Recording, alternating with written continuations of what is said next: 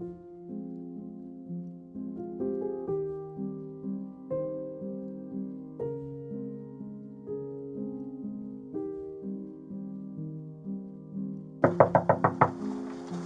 want to come out and No, tell I'd me what's rather going on? stand right here. Well, Mr. Barry, you need to come out and talk to us at this point. I do not want to come outside. Yes, sir. Okay. They're trying to kill me! Mr. Barry, you're under Mr. arrest! Barry, stop resisting, sir. Right now, you're under arrest, and you need to put your hands behind your back, okay? Oh!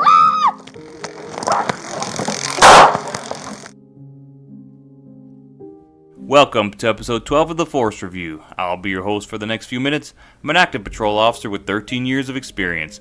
I've handled just about every type of radio call out there, from narcotics activity to domestic violence. Let's get to it. Our episode today will cover 3 topics: threshold arrests, tasers as deadly weapons, and jury decisions. December 27, 2019, Newport News, Virginia. Newport News Police officers Dwight Pitterson and Sergeant Albin Pearson respond to Henry Barry's house.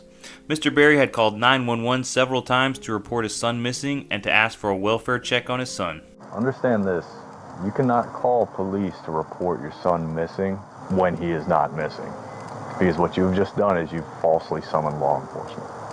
Okay, I'm sorry about that. Later that day, Mr. Barry called several more times for the same thing. Sergeant Pearson and Officer Pitterson again responded to the call. 2 more officers went with them. Prior to knocking on Mr. Barry's door, Sergeant Pearson advised the other officers that the plan was to arrest Mr. Barry for falsely summoning law enforcement, a violation of Virginia Code 18.2-461, a misdemeanor. Hello, Hi. are you Mr. Barry? Yes. Hi, Mr. Barry. I'm Officer Alexander from Newport News Police Department. Can I show you the video? Sure. You want to come out and No, tell I'd me what's rather going on? stand right here. Well, Mr. Barry, you need to come out and talk to us at this point. You need to come out and talk to us. That was Sergeant Pearson giving Mr. Barry a command. If Mr. Barry was in a public place, Mr. Barry would have had a legal obligation to follow that command. However, Mr. Barry is inside his own home. The threshold, that white wooden frame around Mr. Barry's doorway, is what separates his home from a public space. And according to the U.S. Supreme Court case Payon v. New York, that threshold may not reasonably be crossed without a warrant. Has Sergeant Pearson already crossed Mr. Barry's threshold? In 1982, deputies from the Morgan County Sheriff's Office surrounded John Morgan's house. Mr. Morgan was wanted on a gun charge, and the deputies commanded him to exit with a bullhorn. In reviewing the case, the U.S. Court of Appeals 6th Circuit stated that, although there was no direct police entry into the Morgan home prior to Morgan's arrest, the constructive entry accomplished the same thing. So yes, by ordering Mr. Barry to exit, Sergeant Pearson has crossed the threshold into Mr. Barry's house. The courts call it constructive entry. You need to hang up the phone from 911. I do not want to come outside. Yes, sir. Okay. They're trying to kill me! Mr. Barry tries to close the door and Sergeant Pearson pushes his way inside. Now Sergeant Pearson has physically crossed the threshold into Mr. Barry's home, a 4th Amendment violation. All 3 officers follow him. They're fucking killing me! No! God help me! God help me! Mr. Barry, you're under Mr. Barry, stop resisting, sir. For what? Mr. Barry, Stop, Mr. stop. Barry. What am Stop I under resisting. arrest for? I didn't do anything wrong! Sir, Stop this! Sir, you're Don't just going to touch make me. it more difficult. Please stop, sir. I'm not under arrest! I haven't resisting. done anything wrong! Come on. Sir, stop. Stop. Mr. Barry, stop. Give me power! Help me! Mr. Barry, stop resisting, sir. Hold. Stop. Stop. Put your hands behind your back, sir. Put your hands behind your back. I got it. Mr. Barry. Mr. Barry, put your hands behind your back. Mr. Barry, Stop. you're under Stop. arrest. Put your hands behind your back. behind your back. Mr. Barry, you're under arrest. So the officers pin Mr. Barry against the wall and they're trying to arrest him, but he's resisting. The officers' entry into Mr. Barry's apartment constitutes trespassing, and their attempts to arrest him are unlawful. Does Mr. Barry have the right to resist this unlawful arrest? Yes. In 2002, the Virginia Supreme Court noted in Virginia v. Hill, under the common law, a citizen generally is permitted to use reasonable force to resist an illegal arrest.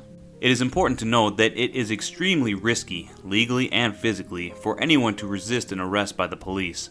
Although the case of Virginia v. Hill decided that people have the right to resist an illegal arrest, it also decided that people do not have the right to resist an illegal detention. This seems a bit absurd, but right now, it's the law in Virginia.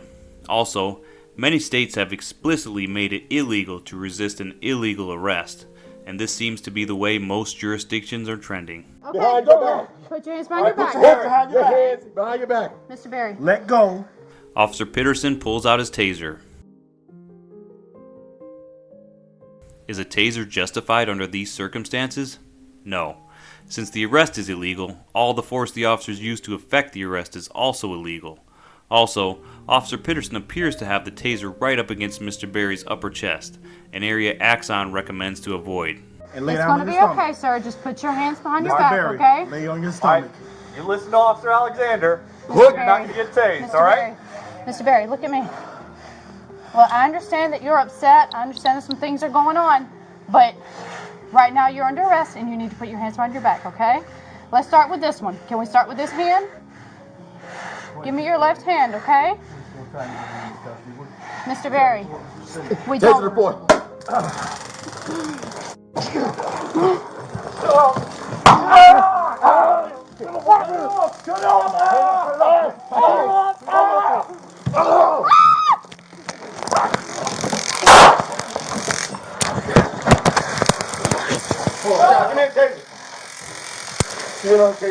Everybody okay? Yes, sir.